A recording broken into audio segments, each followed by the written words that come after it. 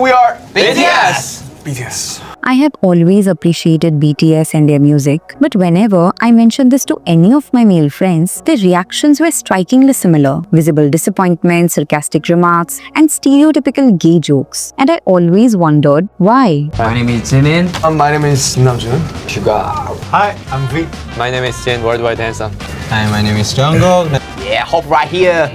I'm J-Hope. BTS is a K-pop group known globally for their music, choreography, and influence. However, the criticism and hate they often receive from men is never because of their music. Most of them had never listened to a single full song. Instead, it comes from the image that BTS represents. The hate mainly comes because BTS doesn't fit into the traditional image of masculinity. They wear makeup, maintain polished appearance, have delicate and soft features, and their style often carries a touch of femininity. For many men, this feels unusual. But in South Korea, this isn't unusual at all. Historically, beauty has always been celebrated in Korean men. In the Hwarang era, young male warriors were admired not only for their skills, but also for their elegance, fair skin, and sophistication. Even today, South Korea is known as the world's leader in men's beauty culture. Data shows that South Korean men account for almost 21% of the world's male cosmetics market, which worth is over $1 billion.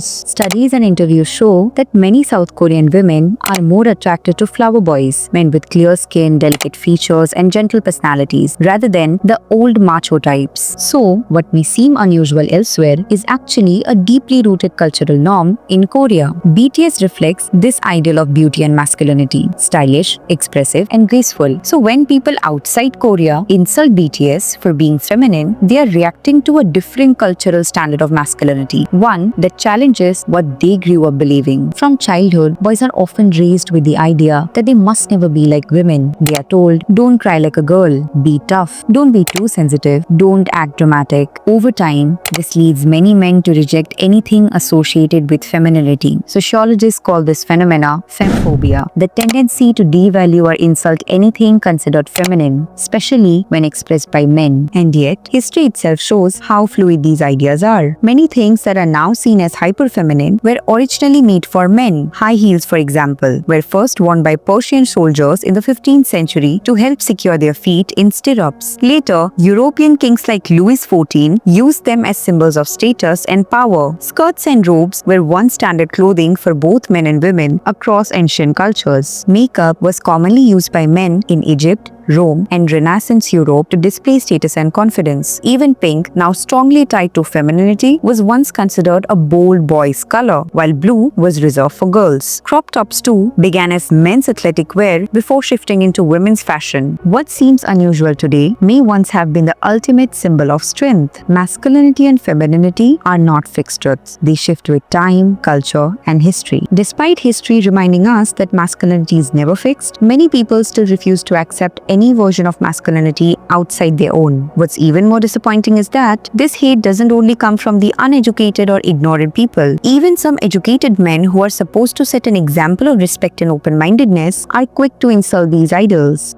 क्या लड़के हैं 6-6 7-7 क्या नाचते हैं यार, हमें देख के मजा आ जाता है बीटीएस को। बस गाने सुन लिए उनके, वो लिपस्टिक लगा के जो नाचने आए लड़के एकदम है, और उसके गाने सुन लिए उसी में खुश हो गए लोग।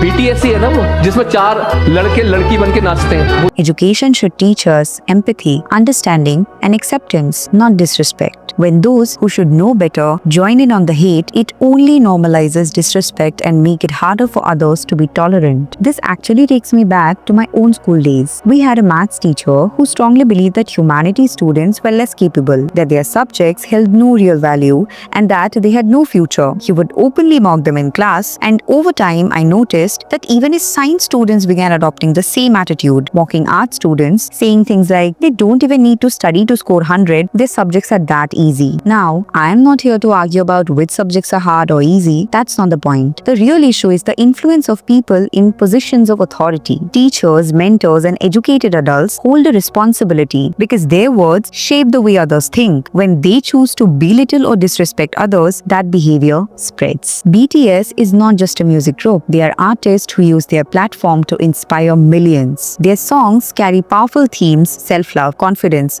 resilience, friendship, mental health, and resistance against social injustice. Through music, they have encouraged countless young people to embrace themselves and their identities. This is art in its purest form, something that uplifts and unites. And beyond music, BTS has consistently used their influence for humanitarian causes. Their Love Myself campaign with UNICEF raised millions to protect children and teens from violence. They donated generously to support the victims of the Seoul ferry disaster in South Korea. They gave $1 million to the Black Lives Matter movement, and their fans matched it within 24 hours. They supported live music workers during the pandemic with another $1 million donation. Individual members have also made remarkable contributions, from Suga donating to an autism hospital to Jungkook helping with wildfire relief to RM funding veterans and cultural preservation. All of this is real strength. True masculinity isn't about growing a beard or being aggressive. True masculinity is about responsibility, using your power and position to make a positive impact. It is about compassion for the weak, standing up for justice, and creating hope. By that definition, BTS is setting an example of what masculinity should look like in the modern world. At the end of it all, the hate towards BTS says less about them and more about us as a society. Because when kindness, compassion, and art becomes reason for insult, maybe it's time we start questioning our own definitions of strength and masculinity.